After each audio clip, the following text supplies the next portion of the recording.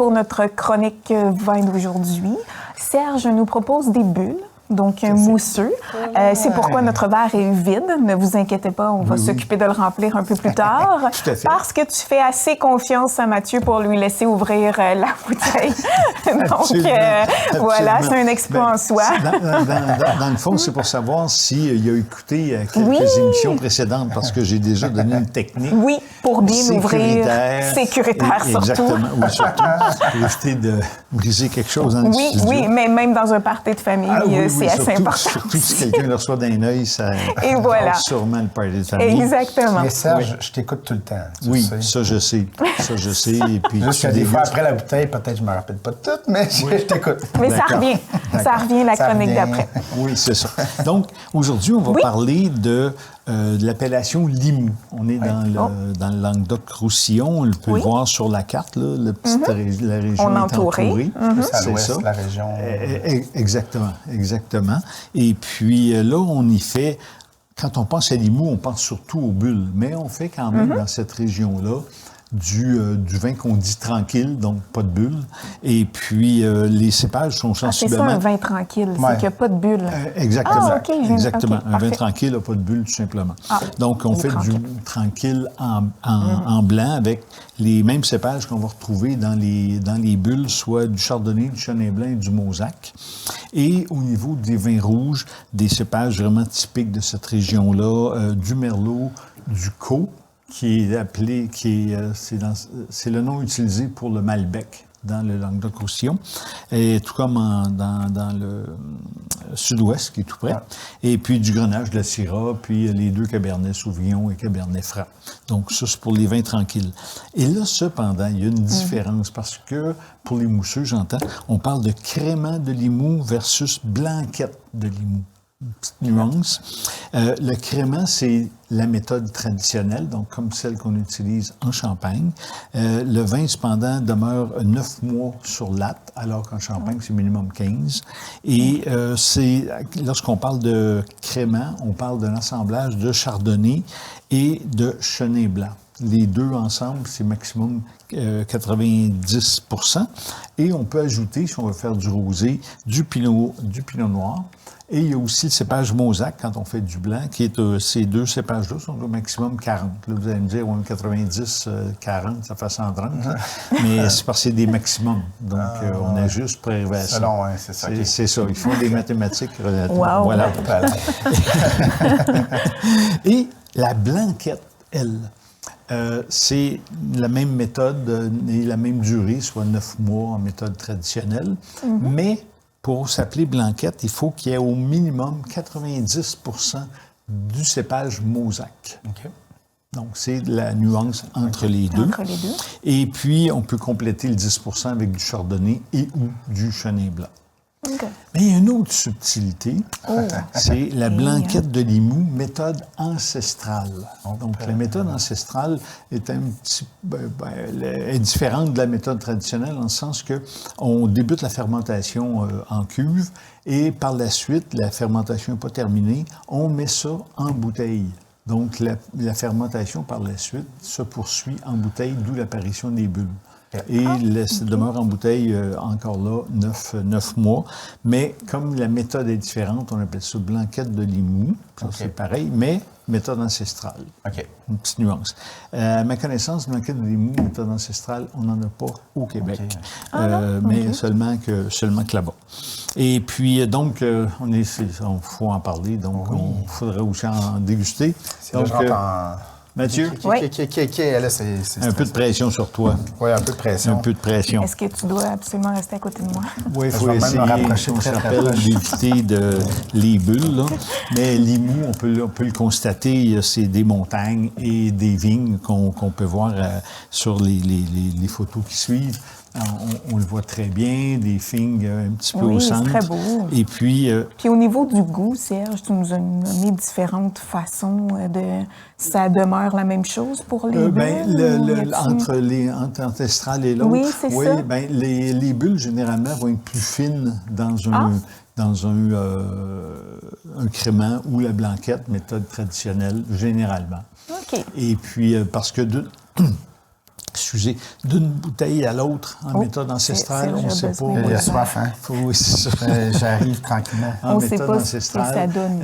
Exactement. Le produit final peut varier un peu puisque le taux de sucre, le nombre de... Oh, superbe. On voit qu'il y a l'habitude. Ou qu'il t'a bien écouté. Oui, bien, c'est un mélange des deux. C'est un mélange des deux. Un mélange des deux. Et puis, bon, donc, c'est ça, on parle de montagne. Et puis, il y a aussi, quand tu arrives dans Limoux, tu as une belle pancarte qui te dit... Tadam! L'autre photo nous oui, montre... elle va arriver. Ah, Et voilà, terre de bulle. Terre de bulle, bon. On ne peut pas manquer le verre de bulle, là. Difficilement, On peut difficilement. difficilement passer tout droit. Et puis toujours dans un cadre professionnel. Oui. J'ai eu le plaisir de visiter Sieur d'Arc, le producteur de ce vin-là. Oui. Et c'est une cave coopérative. On peut voir, c'est quand même impressionnant. Très beau. On va voir d'autres photos aussi à l'intérieur. Et puis, à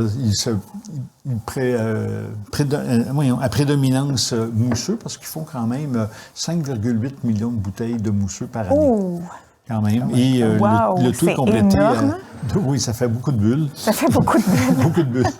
Et puis 2,8 millions de bouteilles de vin tranquille. Donc, ça fait au-delà de 8 millions annuellement. Donc, il y a quand même beaucoup de producteurs associés à cette cave coopérative. Et Sieur d'Arc fait aussi référence au Sieur d'Arc qui, sur la bouteille, c'était indiqué il y a une année, le 1561. Donc, c'est à partir de ce moment-là que les bulles ont comme été acceptées parce qu'auparavant, quand il y avait des bulles, les gens n'étaient pas trop ils n'étaient pas certains de vouloir ça. C'est ça. C'est ça. Donc, le Sieur d'Arc a vraiment été le premier à dire « Ah oui, c'est bon ça », puis voilà. Les autres ont écouté. Lançons les bulles. Exact, exact. Donc, en plus de voir cette bâtisse, on a une boutique à l'intérieur. Ben moi, je suis devant la boutique. Ah, ben wow. C'est déjà très joli. Ben, et magnifique photo, à l'intérieur Serge. de la boutique, Avec ta pause et aussi tout, là. très beau. Ben C'est oui. Un beau bar. On peut veiller là. Oui, c'est vraiment très, très bien comme installation. Et évidemment, j'ai fait une visite des caves. Ben oui, ça va de soi. Toujours des raisons obligatoires de travail. Oh, wow. Et tout ça, c'est des caisses qui contiennent des bouteilles. On parle de quelques millions de bouteilles d'entreposées. Fait que si tu te perds dans la cave, t'es sûr de ne pas mourir de soif. Mon Dieu, non. Mais malgré que les bulles, ça déshydrate à un moment donné. Oui, j'imagine. Et puis là, par la suite, on me voit au travail avec Thomas Leclerc, qui était mon guide. De la dégustation, ben oui. J'ai eu l'opportunité de déguster différentes bulles, donc c'est vraiment intéressant, ce type de dégustation-là, parce que tu vois les bulles un peu plus fines, un peu, puis dans ça, il y a des... Et laquelle t'as préférée, par curiosité? Pardon? Laquelle t'as préférée, par La curiosité? plus chère. Oh, là... Ça, c'est Il était difficile. toute bonne, oui? Oui, j'ai bien aimé oui? l'ensemble des cuvées, mais l'avant-dernière et la dernière Oui? m'ont particulièrement plu, mais ils ne sont pas disponibles au Québec. Enfin, Ah, pas de taboire dans la non. vie, non, pas Bon, de taboire. écoute. Enfin. Donc, si on arrive à notre vin, donc on voit qu'il y a des belles bulles à l'intérieur, 12 Oui, c'est vrai. d'alcool, je trouve ça intéressant. Oui. On dit que c'est un vin qui est brut parce qu'il a 7 grammes de sucre résiduel.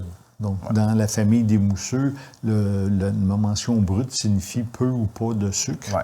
Donc, une On aime tassette. ça, nous. Et puisque c'est une blanquette de Limoux, 95 Mauzac, 5 Chardonnay. Okay. Donc, vraiment quelque chose d'intéressant. Et puis, On n'a pas le choix. On n'a pas le choix. Donc, le côté mie de pain, croissant, le pâtisserie, là, on retrouve ça. On a un petit peu de fleurs aussi. Oui, c'est floral à la fin. Oui, vraiment quelque chose d'intéressant. Puis en bouche. Oh, ben, il était déjà dans ma bouche. Je pensais qu'on parlait de ça. Désolé, Serge. Il aurait fallu mettre fouille. Mais c'est encore floral en bouche. Oui, c'est encore floral en bouche, en olfaction. Et puis les belles bulles fines, c'est intéressant. Oui, Et, c'est pas trop... en apéro, ça attaque bien pas sûr. trop les bulles. Oui. Tapas aux fruits de mer. Des huîtres. Les huîtres. C'est le temps, là? Oui, Des mots OK, qui bonne terminent idée. en Peut-être RE. des fromages aussi. Pardon? Peut-être un fromage aussi. Oui, peut-être un... Pas trop... une pâte moyenne, pas une pâte molle, à mon sens. Non, pas molle. Non. Un peu comme molle. Un cendré, là. Oui, ça pourrait être. Ça pourrait être. Ben, Donc, vous vraiment un m'avez beau produit. perdu. Hein? Et, Non, mais j'ai tout le temps l'air de rien. Le monde pense que je connais pas ça, la vie. Hein? Je connais ça, les enfants. donc, avec On une te croit, vingtaine de Mathieu. dollars, c'est vraiment Ouais. quelque chose, un très Oui, beau ben produit, oui, beau rapport surtout pour qualité. des bulles Oui, en effet. Fait que c'est le temps des fêtes, donc il faut en qui profiter. approchent. Donc, N'est-ce une belle suggestion Oui. à amener lors de nos parties. Un gros merci, Un grand plaisir. Serge. On se retrouve la semaine prochaine. Sans faute.